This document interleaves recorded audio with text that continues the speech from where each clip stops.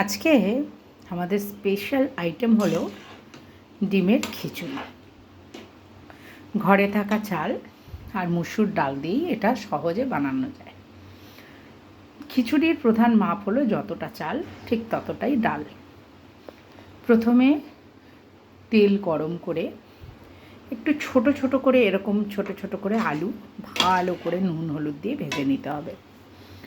ওটা তুলে রেখে ডিমের ভুর্জি বানিয়ে নিয়েছি। আমি 3টে ডিমের ভুর্জি করেছিলাম, তুলে রাখতে হবে। ভুর্জিটা গরম তেলে গোটা জিরে, তেজপাতা, কোচানো পেঁয়াজ দিয়ে পেঁয়াজটা ভালো করে ভাজতে হবে। তারপর টমেটো দিতে হবে। টমেটোটা জল ছেড়ে দিয়ে ভাজা ভাজা হয়ে গেলে পেঁয়াজ, রসুন, আদার পেস্ট দিতে হবে। লঙ্কার গুঁড়ো দিতে হবে।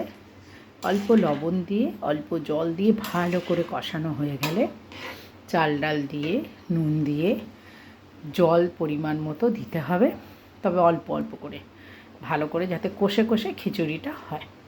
কাঁচা লঙ্কা ফাটিয়ে দিয়েছি অল্প জিরের গুঁড়ো।